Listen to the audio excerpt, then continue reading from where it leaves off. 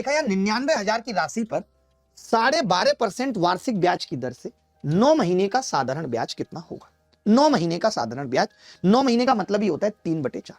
मुझे एक बात तो समझ में आ गई कि यार प्रिंसिपल का ये 9 और 11 कभी नहीं कटेगा, 9 और 11 का मल्टीपल ब्याज होगी। मैं अब ज्यादा फोकस नहीं करूंगा, एक जैसे सवाल पे मुझे काफी सारी ट्रिक्स सिखा के जाना है जो आपके काम आएंगी। मैं इसलिए बार बार बताता हूं ताकि आपके रिफ्लेक्स क्लास में ही सेट हो जाए, क्योंकि ये सब सवाल ढूंढ के प्रैक्टिस करने के लिए ना आपको कोई प्लेटफॉर्म मिलेगा टेस्ट सीरीज का, ना ही कोचिंग का। इसकी होलसेल जिम्मेदारी मुझे लेनी पड़ती है कि मैं कोई बात बता रहा हूं तो उस बात को जस्टिफाई करने के लिए मेरे पास 20-25 सवाल होने चाहिए। तो मैं आज जितनी भी बातें बताऊंगा उन सबको जस्टिफाई करने के लिए मेरे पास 20-25 सवाल हैं। ठीक है, आगे बढ़ते हैं।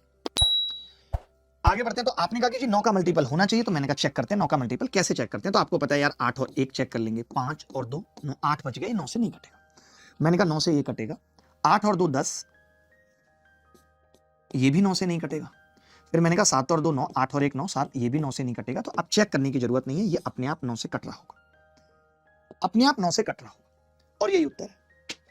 आगे बढ़ते हैं, वक्त हमारे पास कम है। ICAR टेक्नीशियन में ये सवाल आया है। ये सवाल कह रहा है कि जी 4.25% की दर से 9 महीने में 24,000 की राशि पर अर्जित साधारण ब्याज बताइए। अब आपको पता है कि यार बार बार ये 9 महीने परेशान कर रहा है, तो इतना तो आपको समझ में आ ही रहा है कि यार 9 महीने का मतलब यहाँ 3/4 साल है, ईयर्स, यानी 3 है, टाइम में 3 है, इधर 24 में 3 है, और दो चीजों में 3 होने का मतलब है कि ब्याज मल्टीपल ऑफ 9 होगा ही होगा, हो ही नहीं सकता ना, ब्याज मल्टीपल ऑफ 9 होगा ही होगा।